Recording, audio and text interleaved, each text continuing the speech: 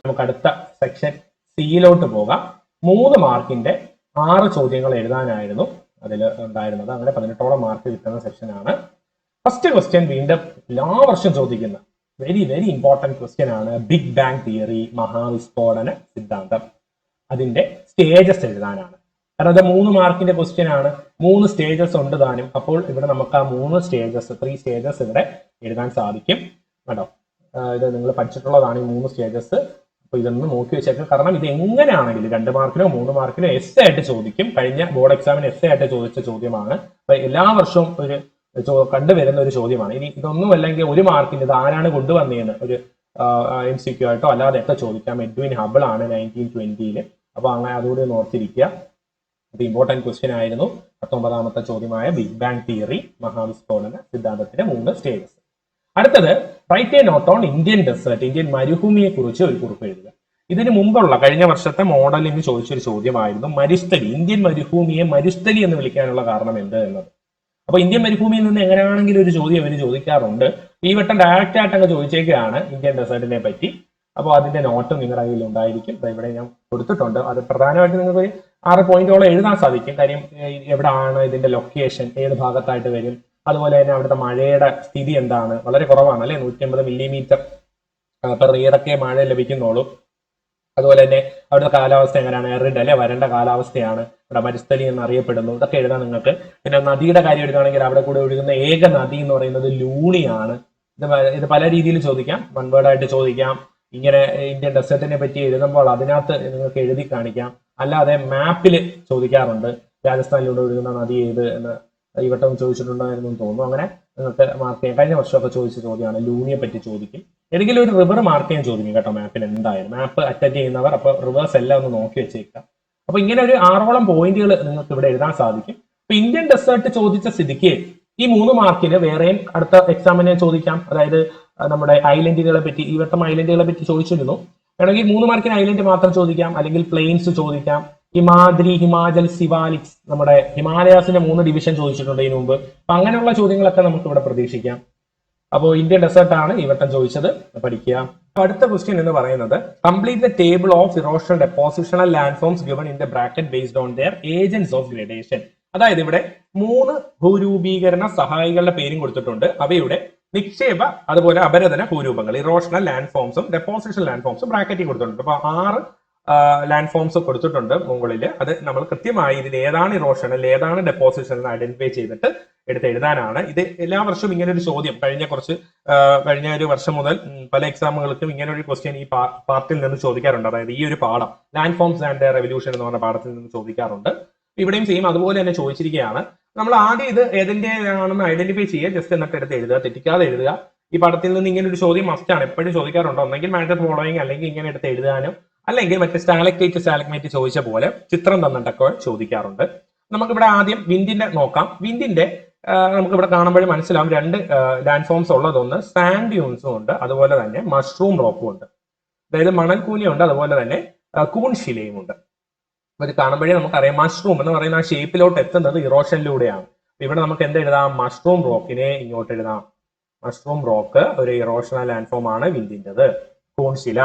ഇനി ഡെപ്പോസിഷൻ ഏതായിരിക്കും, മണൽക്കൂന അല്ലെ, മണൽ വന്ന് അടിയുന്നത് ഡെപ്പോസിഷൻ അല്ലേ, നിക്ഷേപമല്ലേ. അപ്പൊ സാൻഡ് ഡ്യൂൺ ഇവിടെ നമുക്ക് എഴുതാം. അപ്പൊ ഇവിടെ കട്ടായി. അപ്പൊ അത് 2 നമുക്ക് ഇവിടെ കട്ട് ചെയ്ത് കളയാൻ സാധിക്കും. ഇനി അടുത്ത 4 ഉള്ളൂ. ഇനി ഗ്ലേഷ്യർ ഹിമാനിയാണ്. ഹിമാനിയുടെ വരുമ്പോൾ അത് കട്ടിയിൽ ഒന്ന് ഒഴുകുന്നതാണ് അല്ലെ. അപ്പൊ ഒരു വെള്ളം പോലെ ഇനി വി ഷേപ്പ് ഉണ്ടാക്കാൻ സാധിക്കത്തില്ല. അതുകൊണ്ട് യു ഷേപ്പ് ഒഴുകി വരുന്നത് കൊണ്ട് തന്നെ കട്ടി കൂടുതലായതുകൊണ്ട് ഒരു യു ഷേപ്പ് വാലി ഉണ്ടാക്കാം. അതേപോലെ മൊറൈൻസും വരാറുണ്ട്. അപ്പൊ ഈ വാലികളെല്ലാം ഇറോഷണലാണ് വാലീസ്. അപ്പൊ വി ഷേപ്പ് ആയാലും യു ഷേപ്പ് ആയാലും എല്ലാം ഇറോഷണലാണ്. അപ്പൊ സ്വാഭാവികമായിട്ട് ഇവിടെ ഏത് ഷേപ്പ് എഴുതാം, നമുക്ക് യു ഷേപ്പ് എഴുതാം. യു ഷേപ്പ്ഡ് വാലീസ് നമ്മുടെ ഗ്ലേഷ്യറിന്റെ ഇറോഷണൽ ആണ്. അപ്പോൾ അടുത്തത് ഏതായിരിക്കും, മൊറൈൻസ് ആണ്. പിന്നീട് ഡെപ്പോസിഷൻ ആയിട്ട് വരുന്നത് എപ്പോഴും മൊറൈൻസ് ഒരു ഡെപ്പോസിഷൻ ഫീച്ചർ ആണ്. മൊറൈൻസ്, ഡോളൈൻസ് എന്നൊക്കെ പറയുന്നത്. അപ്പൊ മൊറൈൻസ് നമുക്ക് ഇവിടെ എഴുതാൻ സാധിക്കും എന്തിന്റെ, ഗ്ലേഷ്യറിന്റെ ഡെപ്പോസിഷൻ ലാൻഡ് ഫോം ആയിട്ട്. ഇനി ബാക്കി 2 ഉള്ളൂ, വി ഷേപ്പ് വാലിയും ഡെൽറ്റയും. അപ്പൊ വാലി ഓൾറെഡി പറഞ്ഞു കഴിഞ്ഞു ഇറോഷനിലാണ്. അപ്പൊ ഇവിടെ ഏത് വാലി എഴുതാം, V shape valley, running water ഒഴുകുന്ന വെള്ളത്തിന്റെ വി ഷേപ്പ് വാലി. അതൊരു ഡെൽറ്റ ഒരു നദിയുടെ അവസാനമാണ്, ഡെപ്പോസിഷൻ ഫീച്ചർ ആണ് ഡെൽറ്റ. സുന്ദർബൻസ് ഡെൽറ്റ എക്സാമ്പിൾ ആണ്. അപ്പൊ ഡെൽറ്റ നിങ്ങൾക്ക് ഡെപ്പോസിഷൻ, റണ്ണിങ് വാട്ടർ ഡെപ്പോസിഷൻ ആയിട്ട്. അങ്ങനെ വളരെ സിമ്പിൾ ആയിട്ടുള്ള ഒരു ടേബിൾ കംപ്ലീഷൻ ആയിരുന്നു 21ാമത്തെ ചോദ്യം. അടുത്തത് ഡയറക്റ്റ് ക്വസ്റ്റ്യൻ ആണ്. Prepare a note on lowermost layer of atmosphere. ഇതിന് മുമ്പ് ഒരുപാട് ക്വസ്റ്റ്യൻ പേപ്പറുകളിൽ റിപ്പീറ്റ് വന്ന ചോദ്യമാണ് ലെയേഴ്സ് ഓഫ് അറ്റ്മോസ്ഫിയർ. അതിൽ പല രീതിയിലും ചോദിക്കാം. സെക്കൻഡ് മോസ്റ്റ് അല്ലെങ്കിൽ കോൾഡസ്റ്റ് ലെയർ, ഹോട്ടസ്റ്റ് ലെയർ, പിന്നെ ലോവർ മോസ്റ്റ് ലെയർ ഇപ്പൊ ചോദിച്ച പോലെ അങ്ങനെയൊക്കെ ചോദിക്കാം. അപ്പൊ നമുക്കറിയാം ഓർഡർ, ആ ഒരു ഓർഡറിൽ തന്നെ പഠിച്ചു വെച്ചേക്ക്. ഏറ്റവും താഴെ നിന്ന് മുകളിലോട്ട് അത് അറിഞ്ഞിരിക്കുക. ട്രോപ്പോസ്ഫിയർ, സ്ട്രാറ്റോസ്ഫിയർ, മെസോസ്ഫിയർ, അതുപോലെ തന്നെ തെർമോസ്ഫിയർ, എക്സോസ്ഫിയർ. ഇതാണ് അതിന്റെ ഓർഡർ. അപ്പൊ ഏറ്റവും താഴത്തത് ഏതാണ്? ഡയറക്റ്റ് ആയിട്ട് നമുക്ക് എഴുതാം ട്രോപ്പോസ്ഫിയർ ആണ്. അതിനെപ്പറ്റി ഒരു പാരഗ്രാഫോ അല്ലെങ്കിൽ ഒരു ട്രോപ്പോസ്ഫിയറിന് എഴുതുമ്പോൾ തന്നെ നിങ്ങൾക്ക് 1 മാർക്ക് കിട്ടും. പിന്നെ ഒരു 4 പോയിന്റ് എഴുതിയാൽ മതി. അങ്ങനെയാണ് നിങ്ങൾക്ക് 3 മാർക്ക് കിട്ടുന്നത്. അപ്പൊ ലോവർ മോസ്റ്റ് ലെയർ ഐഡന്റിഫൈ ചെയ്യുമ്പോൾ തന്നെ 1 മാർക്ക് കിട്ടുന്നു. പിന്നെ 2 മാർക്കിനുള്ള പോയിന്റ് കൂടി എഴുതിയാൽ മതി. ട്രോപ്പോസ്ഫിയറിന്റെ പോയിന്റ് പഠിച്ചു വെച്ചേക്കാം. ട്രോപ്പോസ്ഫിയർ ഇവിടെ ഇങ്ങനെ ഇൻഡയറക്റ്റ് ആയിട്ട് ചോദിച്ചിരിക്കുന്നത് കൊണ്ട് അടുത്ത വട്ടം ട്രോപ്പോസ്ഫിയർ ഡയറക്റ്റ് ചോദിക്കാം, അല്ലെങ്കിൽ സ്ട്രാറ്റോസ്ഫിയറോ മെസോസ്ഫിയറോയിൽ നിന്നൊക്കെ ചോദ്യങ്ങൾ പ്രതീക്ഷിക്കാം. അടുത്ത ചോദ്യം ഇൻകമിംഗ് സോളാർ റേഡിയേഷന്റെ സിംഗിൾ ടേം എഴുതാനാണ്. Mention the factors that control it. ഭൂമിയിലേക്ക് വരുന്ന സൗരവികിരണങ്ങൾ എന്ന് സൂചിപ്പിക്കുന്നതിന്റെ ഒറ്റപ്പദം എഴുതുക. അപ്പൊ ഇവിടെ സൗരവികിരണങ്ങൾ തന്നെ നമുക്ക് എഴുതാം, പക്ഷേ ഇംഗ്ലീഷിൽ അതിനൊരു ടേം ഉണ്ട്, ഇൻസൊലേഷൻ എന്നാണ്. അപ്പൊ മലയാളംകാരെ എഴുതുമ്പോഴും ആ ഇൻസൊലേഷൻ എന്ന് തന്നെ എഴുതണം കേട്ടോ. മലയാളത്തിൽ തന്നെ അത് അങ്ങനെ എഴുതണം, ഇൻസൊലേഷൻ. എന്നിട്ട് ഇൻസൊലേഷന്റെ ഫാക്ടേഴ്സ്, അതായത് അതും ഡയറക്റ്റ് ടെക്സ്റ്റിലുള്ള ക്വസ്റ്റ്യൻ നിങ്ങളുടെ കയ്യിലുള്ളതാണ്. Factors affecting variability of insolation, അതിന്റെ ഒരു 4 പോയിന്റ് ഉണ്ട്, അതുകൂടി എഴുതുക. അപ്പൊ ഇൻസൊലേഷൻ എഴുതുമ്പോൾ വീണ്ടും 1 മാർക്ക് കിട്ടുന്നു. പിന്നെ ഈ 4 പോയിന്റ്, അതായത് റൊട്ടേഷൻ ഓഫ് എർത്ത്, അത് ഇൻക്ലിനേഷൻ ഓഫ് സൺസ് റേ, അത് length of the day, transparency of the atmosphere, അങ്ങനെ 4 പോയിന്റ് ഉണ്ട്. ഇവിടെ കോൺഫിഗറേഷൻ ഓഫ് ലാൻഡും വരുന്നുണ്ട്. അതില്ലെങ്കിൽ പോലും 4 പ്രധാന പോയിന്റുകൾ കാണാൻ സാധിക്കും. ഭൂമിയുടെ അച്ചുതണ്ടിലെ കറക്കം, സൂര്യരശ്മിയുടെ ചെരിഞ്ഞ പതനം, പകലിന്റെ ദൈർഘ്യം, അന്തരീക്ഷത്തിന്റെ സുതാര്യത. ഇത് 4 പോയിന്റ് എഴുതുമ്പോൾ അപ്പൊ നിങ്ങൾക്ക് 2 മാർക്ക് കിട്ടുന്നു. ഇൻസൊലേഷൻ എന്ന ഈ വാക്ക് എഴുതുമ്പോൾ മലയാളംകാരും അത് ഇംഗ്ലീഷിലോ മലയാളത്തിലോ എഴുതുക. അതാണ് അതിന്റെ കറക്റ്റ് ടേം. ഇൻസൊലേഷൻ എഴുതുമ്പോൾ 1 മാർക്ക്, അങ്ങനെ മൊത്തം 3 മാർക്ക് ലഭിക്കുന്നു. ഇനി വീണ്ടും ഒരു ഫ്ലോ ചാർട്ട് വന്നിരിക്കുകയാണ്. സിമ്പിൾ ആയിട്ടുള്ളൊരു ക്വസ്റ്റ്യൻ ആണ്. വെതറിങ്ങിനെ പറ്റി, നമ്മുടെ അപക്ഷയ പ്രക്രിയകളെ എഴുതാനാണ്. കെമിക്കൽ വെതറിങ് കൊടുത്തിട്ടുണ്ട്.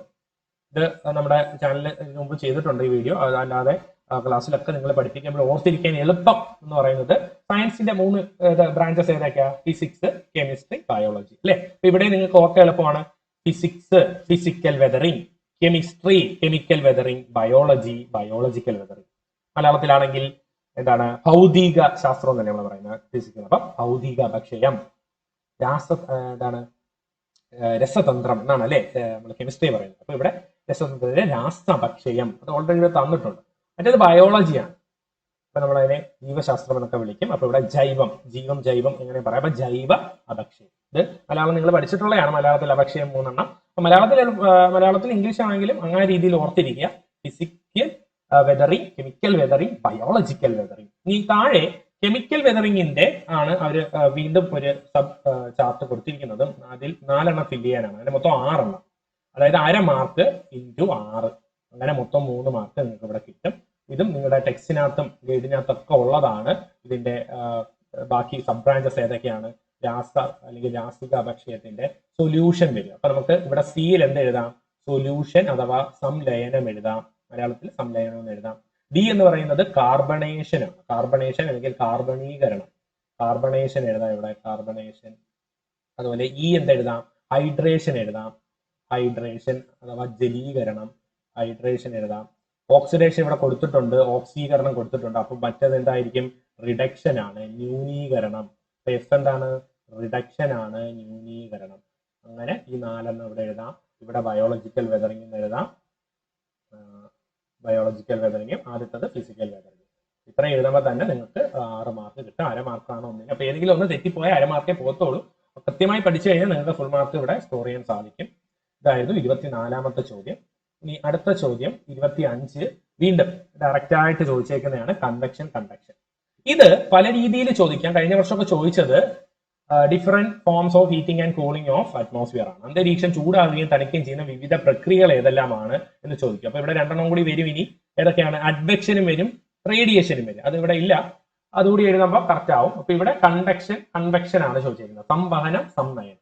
അല്ലാതെ 2 എണ്ണം കൂടി ഉണ്ട്, അഭിവഹനവും ഭൗമവികിരണവും. അതുകൂടി ആകുമ്പോഴാണ് ഭൂമിയിലെ ചൂട് അല്ലെങ്കിൽ ഹീറ്റ് ട്രാൻസ്ഫറിന്റെ 4 പ്രോസസ്സുകൾ ഏതൊക്കെയാണ്, അല്ലെങ്കിൽ ഭൂമി ചൂടാവുകയും തണുക്കുകയും ചെയ്യുന്ന വിവിധ പ്രക്രിയകൾ ഏതൊക്കെയാണ്, അങ്ങനെ ഇൻഡയറക്റ്റ് ആയിട്ട് ചോദിക്കാം. ഇവിടെ ജസ്റ്റ് ഡയറക്റ്റ് ആയിട്ട് ചോദിച്ചൊക്കെയാണ്. ഇതിനൊരു ചിത്രമൊക്കെ ഉണ്ട്, നിങ്ങൾക്കറിയാം, നിങ്ങൾ 9ാം ക്ലാസ്സിലൊക്കെ പഠിച്ചതാണ്. അപ്പോൾ ഇത് വീണ്ടും ഈ വർഷം വീണ്ടും നിങ്ങൾ പഠിച്ചൊരു ടോപ്പിക്കാണിത്. സിമ്പിൾ ചോദ്യമായിരുന്നു. കണ്ടക്ഷനും സമനയനം സമവായനം, ആ പോയിന്റ് പഠിച്ചു വെച്ചേക്കുക. പടവും കൂടിയൊക്കെ വരച്ചാൽ നല്ലതാണ്, കാരണം 3 മാർക്കിന്റെ ചോദ്യമല്ലേ. 1-ന് 1.5 മാർക്ക് വെച്ചിട്ടാണ്. ഇവിടെ 1.5 മാർക്ക് വെച്ച് 2, അങ്ങനെയാണ് ഇവിടെ 3 മാർക്ക് നിങ്ങൾക്ക് സ്കോർ ചെയ്യാൻ സാധിക്കും. അപ്പോൾ ഒരു പടവും കൂടിയൊക്കെ വരച്ചാൽ നിങ്ങൾക്ക് നല്ലതായിരിക്കും. ഇപ്പൊ പടം വരച്ചാൽ തന്നെ, അതായത് നിങ്ങൾ എക്സ്പ്ലെയിൻ ചെയ്തില്ല, പെട്ടെന്ന് സമയം കിട്ടിയില്ല, പടം വരച്ചാൽ തന്നെ അവിടെ നിങ്ങൾക്ക് ഒരു മാർക്കോളം കിട്ടും കേട്ടോ. പടം വരച്ചാൽ നല്ല ഇതേപോലെ കൃത്യമായിട്ട് തന്നെ പടം വരച്ച് വെച്ചേക്കണം. എഴുതിയാൽ ഒരു വരിയും കൂടി എഴുതിയാൽ മതി, ഫുൾ മാർക്ക് നിങ്ങൾക്ക് അവിടെ 3 മാർക്ക് സ്കോർ ചെയ്യാൻ സാധിക്കും. ഇനി സെക്ഷൻ സിയുടെ, അതായത് 3 മാർക്ക് ചോദ്യങ്ങളുടെ ഏറ്റവും ലാസ്റ്റ് ചോദ്യം ഇൻഡസ് റിവറിനെ പറ്റി എഴുതാനായിരുന്നു. സിന്ധു നദിയുടെ ഒഴുക്കിനെ പറ്റി ചുരുക്കി വിവരിക്കുക. അതിനകത്ത് എന്തൊക്കെ നിങ്ങൾ ഉൾപ്പെടുത്തണം? ഒറിജിൻ ഉൾപ്പെടുത്തണം, ലെങ്ത് ഉൾപ്പെടുത്തണം, മേജർ ട്രിബ്യൂട്ടറീസ് ഉൾപ്പെടുത്തണം. ഇതിന്റെ ഇൻഡസിന്റെ മേജർ ട്രിബ്യൂട്ടറീസ് എളുപ്പമാണ്. 5 റിവേഴ്സ്, പഞ്ചാബിൽ 5 നദികളുടെ പേര് എഴുതുന്നതാണ്. അതാണ് അതിന്റെ ട്രിബ്യൂട്ടറീസ്. ഇത് കൃത്യമായിട്ട് അറിയാവുന്നവർക്ക് ഫുൾ മാർക്ക് സ്കോർ ചെയ്യാൻ സാധിക്കുമായിരുന്നു. ഏരിയ ഒന്നും പഠിച്ചില്ലെങ്കിൽ കുഴപ്പമില്ല, ലെങ്ത് ഒന്ന് ഓർത്തിരിക്കുക. 1114 കിലോമീറ്റർ ആണ് ഇന്ത്യയിലൂടെ ഒഴുകുന്നത്. മൊത്തം 2880. അതായത് ഗംഗയെക്കാളും വലിയ നദിയാണ് ഇൻഡസ്. പക്ഷേ നിർഭാഗ്യവശാൽ ഇന്ത്യയിലൂടെ ഇത് മൊത്തം ഒഴുകുന്നില്ല ഇന്ന്. കൂടുതൽ ഭാഗം പാകിസ്ഥാനിലൂടെ ഒഴുകുന്നു എന്നതാണ്. അപ്പോൾ 2880 1114 നിങ്ങൾക്ക് എഴുതാം. പിന്നെ ഒറിജിൻ ചെയ്യുന്ന സ്ഥലം ഗ്ലേഷ്യർ എന്ന് പറയുന്നത് ബോക്കസ്യു ആണ്. വീണ്ടും നമ്മുടെ ഏതാണ്, ബ്രഹ്മപുത്രയുടെ അടുത്ത് നിന്ന് തന്നെയാണ് ഇൻഡസ് ഉത്ഭവിക്കുന്നത്. മാനസരോവർ ലേക്ക്, കൈലാസ് മൗണ്ടൻ ഒക്കെ എഴുതാം. പിന്നെ അവിടെ ഉത്ഭവിക്കുമ്പോൾ അതിന്റെ പേര് സിംഗി കമ്പം, ലയൺ മൗത്ത് എന്നാണ്. പിന്നെ മറ്റ് പോഷക നദികൾ 5 ഉണ്ട്. ഏതൊക്കെയാണ്? ജലം, ചിനാബ്, രവി, ബിയാസ്, സത്ലജ്. ഈ 5 നദികളിലൂടെയാണ് ഇന്ത്യൻ സംസ്ഥാനമായ പഞ്ചാബിന് ആ പേര് ലഭിച്ചത്. അല്ലെ, സിന്ധു നദീതട സംസ്കാരമൊക്കെ നിങ്ങൾ പഠിച്ചിട്ടുള്ളതാണ്. ഹാരപ്പൻ സിവിലൈസേഷൻ ഒക്കെ അന്ന് പഠിച്ചപ്പോഴും ഒക്കെ ഇൻഡസ് റിവറിനെ പറ്റി നിങ്ങൾ പഠിച്ചതാണ് പണ്ട്.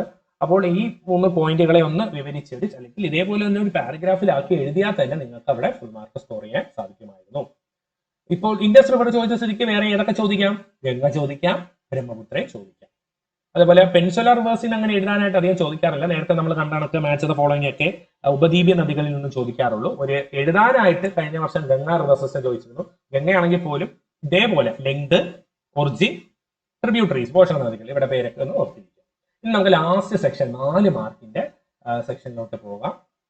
ഇവിടെ 6 ചോദ്യങ്ങൾ ഇൻക്ലൂഡിംഗ് മാപ്പ്. ഓക്കെ, 32ാമത്തെ ചോദ്യം മാപ്പാണ്. എല്ലാ വർഷവും മാപ്പ് ക്വസ്റ്റ്യൻ ഉണ്ട്. പക്ഷേ കഴിഞ്ഞ കുറച്ച് വർഷങ്ങളായത് ഓപ്ഷൻ ആയതുകൊണ്ട് അത്ര കോൺഫിഡൻസ് ആണെങ്കിൽ മാത്രം നിങ്ങൾ കോൺഫിഡന്റ് ആണെങ്കിൽ മാത്രം മാപ്പ് അറ്റൻഡ് ചെയ്യാൻ പോവുക. അല്ലെങ്കിൽ ബാക്കി വീണ്ടും നിങ്ങൾക്ക് ഒരു 5ഓളം ചോദ്യം ഉണ്ട്, അതിൽ ഏതെങ്കിലും 4 എഴുതുക. മാപ്പ് അറ്റൻഡ് ചെയ്താൽ നിങ്ങൾക്ക് അധികം എഴുതാതെ തന്നെ മാർക്ക് സ്കോറിംഗ് ആണ് മാപ്പ് ക്വസ്റ്റ്യൻസ്. പക്ഷേ തെറ്റിക്കാതിരിക്കുക, അറിയെങ്കിൽ മാത്രം അറ്റൻഡ് ചെയ്യുക. അല്ലെങ്കിൽ എഴുതാൻ പറ്റുന്ന 4 ചോദ്യങ്ങൾ, 6 എണ്ണത്തിൽ ഏതെങ്കിലും 4 എഴുതുക. 1 by 1 നമുക്ക് നോക്കാം. 27th ക്വസ്റ്റ്യൻ എന്ന് പറയുന്നത് lava that cools within the crustal portions assumes different intrusive forms. ആന്തര ആഗ്നേയ ശിലകളെ പറ്റിയാണ് ചോദിച്ചിരിക്കുന്നത്. എക്സ്പ്ലെയിൻ ഇനി 4 ഇൻട്രൂസീവ്. ഏതെങ്കിലും 4 എണ്ണത്തെ പറ്റി എഴുതുക. ഇതിനൊരു ഡയഗ്രാം ഒക്കെ ഉണ്ട്, നിങ്ങൾക്കറിയാം. ഇതാണ് ഡയഗ്രാം, ടെക്സ്റ്റിലൊക്കെ ഉള്ളതാണ്. ഈ ഡയഗ്രാം വരയ്ക്കണമെന്നൊന്നും ഇല്ല, വരയ്ക്കാൻ പറ്റുന്നവർക്ക് വരയ്ക്കാം, വരച്ചാൽ അത്രയും നല്ലത്. അല്ലെങ്കിൽ ഇതാണ്ട് ഈ ഒരു 6-7 എണ്ണം ഒക്കെ ഉണ്ട്. അതിൽ ഏതെങ്കിലും 4 എണ്ണം ഡാത്തോലിത്ത്, ലാക്കോലിത്ത്, ലാപ്പോ, ഫാക്കോ, സില്ല്, ഡൈക്ക്, ഇങ്ങനെ 6-7 എണ്ണം ഉണ്ട്. ഇതിൽ 6ഓളം ഇൻട്രൂസീവ് ഫോംസ് അല്ലെങ്കിൽ ആന്തര ആഗ്നേയ ശിലകളുണ്ട്. ഇതിന്റെ ഒരു വരി വെച്ചിട്ട് 4 എണ്ണം എഴുതിയാൽ, 4 പേര് എഴുതിയാൽ തന്നെ നിങ്ങൾക്ക് പകുതി മാർക്ക് കിട്ടും കേട്ടോ. അതായത് ബാത്തോലിത്ത്, ലാക്കോലിത്ത്, ലാപ്പോ ലിത്ത്, സില്ല്, ഡൈക്ക്, ഏതെങ്കിലും 4 എണ്ണം എഴുതിയാൽ തന്നെ നിങ്ങൾക്ക് അതിന്റെ പകുതി മാർക്ക്, 2 മാർക്ക് കിട്ടും. പിന്നെ ഓരോ വരിയും കൂടി എഴുതിയാൽ പോരെ, അല്ലെങ്കിൽ ഈ പടവും കൂടി ഒന്ന് വരച്ചു വെച്ചാൽ മതി. സിമ്പിൾ ക്വസ്റ്റ്യൻ ആയിരുന്നു. അടുത്ത 28ാമത്തെ ക്വസ്റ്റ്യൻ എന്ന് പറയുന്നത് വീണ്ടും ഒരുപാട് വർഷം റിപ്പീറ്റ് വന്നിട്ടുള്ള ചോദ്യമാണ്. വളരെ വളരെ ഇമ്പോർട്ടന്റ് ആണ്. ബിഗ് ബാങ് തിയറി പോലെ തന്നെ എല്ലാ വർഷവും ഒക്കെ റിപ്പീറ്റ് വരുന്നതാണ്. നമ്മുടെ വൻകര വിസ്ഥാപന സിദ്ധാന്തത്തിന്റെ അനുകൂല തെളിവുകൾ അല്ലെങ്കിൽ സാധൂകരിക്കുന്ന തെളിവുകൾ, evidences to support continental theory. അത് എഴുതുക. 5 എണ്ണം ഉണ്ട്, അതിനെ 4 എണ്ണം എഴുതിയാലും മതി. 5 എണ്ണം ഉണ്ട് ആക്ച്വലി. അതിൽ ഏതെങ്കിലും 4 എണ്ണം എഴുതുമ്പോൾ തന്നെ നിങ്ങൾക്ക് പകുതി മാർക്ക് കിട്ടും, അതായത് 2 മാർക്ക് കിട്ടും. പിന്നെ അതിനെ ഒന്ന് എക്സ്പ്ലെയിൻ ചെയ്താൽ വീണ്ടും 2 മാർക്ക് കിട്ടും. അങ്ങനെ ആയിരുന്നു ഒരു മാർക്ക് ഡിവിഷൻ, അങ്ങനെയാണ്. അപ്പോൾ നിങ്ങൾക്ക് ഇവിടെ 5 എണ്ണം ഉണ്ട്. ഇതാണ്ട ഈ 5 തെളിവുകളുണ്ട്. മാച്ചിങ് ഓഫ് കോണ്ടിനെന്റ്സ്, വൻകരകളുടെ അരികുകൾ തമ്മിലുള്ള ചേർച്ച അല്ലെങ്കിൽ ഈർച്ചവാൾ ചേർച്ച, ജിക്സ് ഓഫ് ഇറ്റ് എന്ന് പറയും ഇംഗ്ലീഷിൽ. Rocks of same age across Ocean, സമുദ്രത്തിന്റെ ഇരുകരകളിലെയും ശിലകളിലെ സമപ്രായം. ടില്ലൈറ്റ് ഡെപ്പോസിറ്റ്, ടില്ലൈറ്റ് നിക്ഷേപങ്ങൾ. പ്ലേസർ ഡെപ്പോസിറ്റ്, പ്ലേസർ നിക്ഷേപങ്ങൾ, ഡിസ്ട്രിബ്യൂഷൻ ഓഫ് ഫോസിൽസ്, ഫോസിലുകളുടെ വിതരണം. അപ്പൊ ഇത് 5 ഉണ്ട്. ഇതിൽ ഏതെങ്കിലും 4 ആദ്യം എഴുതുക, എന്നിട്ട് ഏതെങ്കിലും നിങ്ങൾക്ക് അറിയാവുന്നതിനെ ഒന്ന് എക്സ്പ്ലെയിൻ ചെയ്യുക.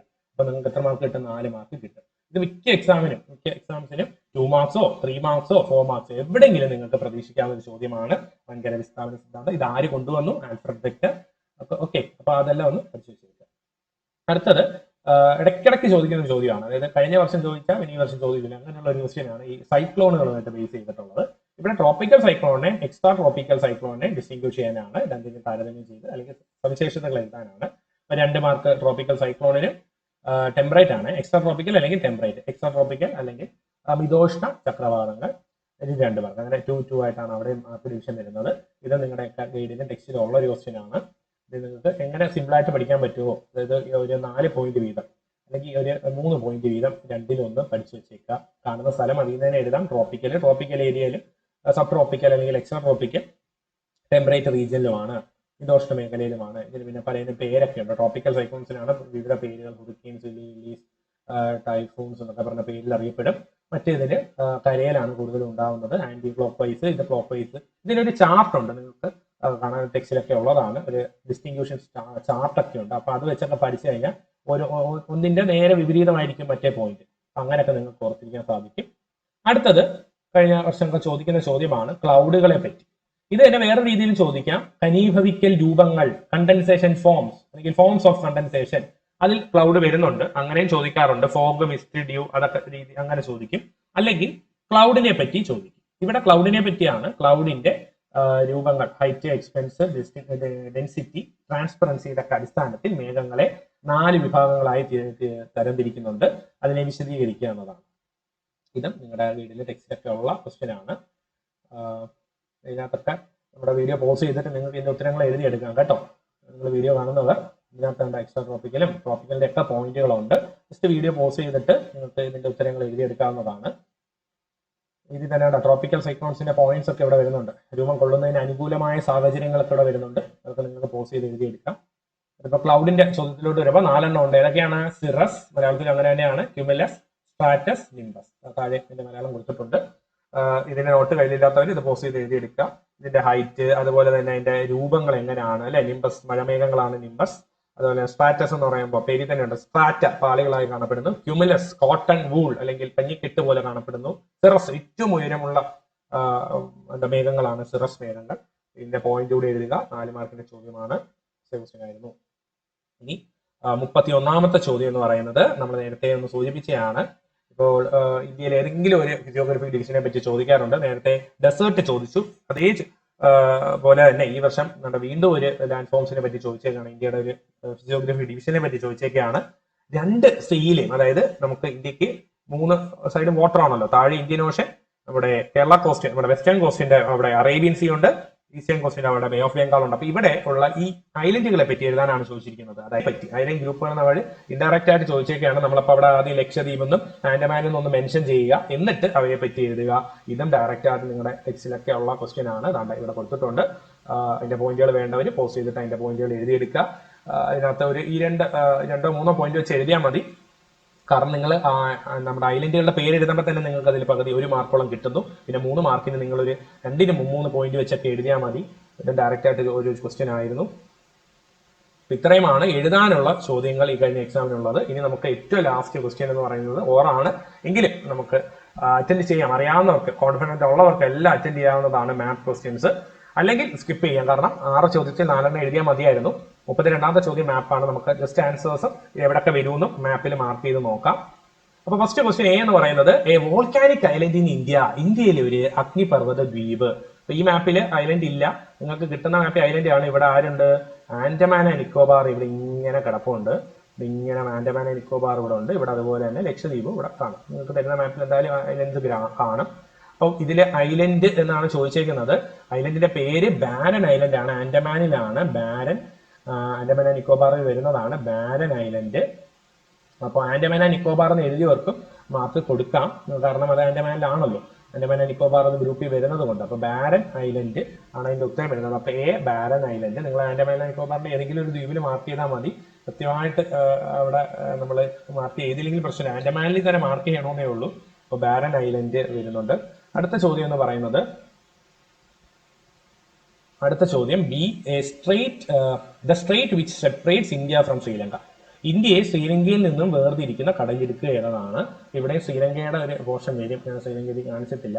ഇവിടെ ആയിട്ട്, അതായത് ശ്രീലങ്ക ഈ ഭാഗത്തായിട്ട് വരുവാണെങ്കിൽ ഇവിടെ വരുന്നതാണ് പാക് സ്ട്രൈറ്റ്. ഇതിന് മുമ്പുള്ള ചോദ്യപേപ്പറിലൊക്കെ വന്നതാണ്. നമ്മുടെ ചാനലിൽ തന്നെ മാപ്പിന്റെ ഒരു വീഡിയോ ഉണ്ട്, അതൊന്ന് കണ്ടു നോക്കുക. മുൻ വർഷത്തെ എല്ലാ ചോദ്യപേപ്പറിലെ മാപ്പ് ക്വസ്റ്റ്യൻസ് കമ്പൈൻ ചെയ്തുള്ള ഒരു വീഡിയോ ആണ്.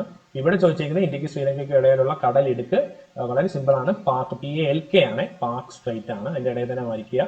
മറ്റത് eastern most state of India ആണ് മൂന്നാമത്തെ ചോദ്യമായിട്ട് വന്നത്.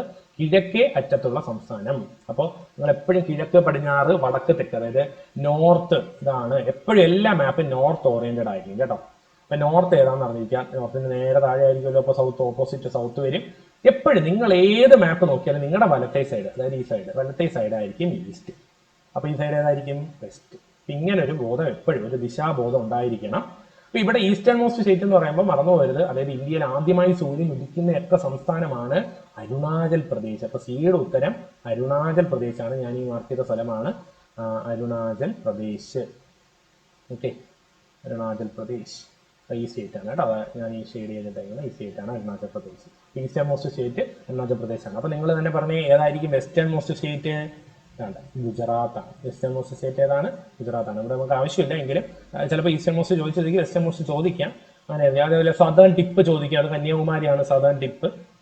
അതുപോലെ നോർത്തേൺ മോസ്റ്റ് സ്റ്റേറ്റ് ചോദിച്ചാൽ സ്റ്റേറ്റ് ഇപ്പം ഇല്ല, ഇത് രണ്ട് യൂണിയൻ ടെറിട്ടറിയാണ്. ജമ്മു ആൻഡ് കാശ്മീറും ലഡാക്കും ആയിട്ട് മാറിയിട്ടുണ്ട്. പിന്നെ ഇവിടെ ഒരു പോയിന്റ് ഉണ്ട്, ഇന്ദിര കോൾ എന്ന് പറഞ്ഞൊരു പോയിന്റ് ഉണ്ട്. നോർത്തേൺ മോസ്റ്റ് പോയിന്റ് ആണ്. നോർത്തേൺ മോസ്റ്റ് സദേൺ മോസ്റ്റ് കന്യാകുമാരിയാണ്, ഇവിടെ വരും. ഇതൊക്കെ മാപ്പിന്റെ വീഡിയോയിൽ നമ്മൾ വർക്ക്ഔട്ട് ചെയ്തിട്ടുണ്ട്. പക്ഷെ ഇതിലെ ഉത്തരം അരുണാചൽ പ്രദേശാണ് കേട്ടോ, eastern most state. Last question, largest river system in Rajasthan. രാജസ്ഥാനിലെ ലാർജസ്റ്റ് റിവർ സിസ്റ്റം ചോദിച്ചിട്ടുണ്ട്, ലൂണിയാണ് കേട്ടോ. അത് ഇങ്ങനെ മാർക്ക് ചെയ്യുക. അങ്ങനെ ഇങ്ങോട്ടായിട്ട് ഈ താഴോട്ട് വരും, ഗുജറാത്തിന്റെ കുറച്ച് ഭാഗത്തോട്ട് വരും. ലൂണി എന്ന് മാർക്ക് ചെയ്യുക, ലൂണി. ഓക്കെ, ഇതാണ് ഡി ക്വസ്റ്റ്യൻ, ലൂണി ആയിരുന്നു. ഇത്രയായിരുന്നു മാപ്പ് ക്വസ്റ്റ്യൻ.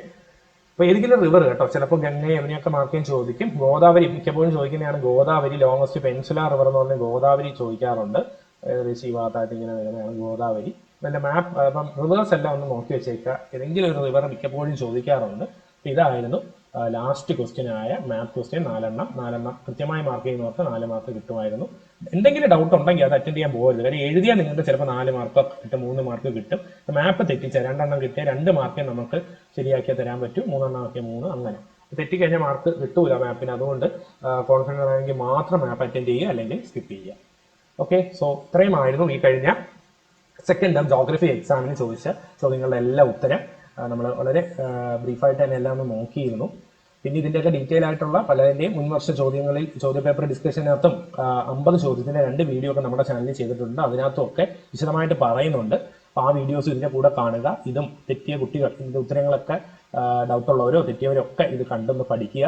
ഇനി വരാൻ പോകുന്ന എക്സാംസിന് എന്തായാലും നിങ്ങൾക്ക് ഈ വീഡിയോ ഉപകാരപ്പെടും. മുൻ വീഡിയോസും ചാനലിലുള്ളത് കണ്ട് നല്ല രീതിയിൽ ഇനിയുള്ള എക്സാംസ് എഴുതുക. So thank you and all the best.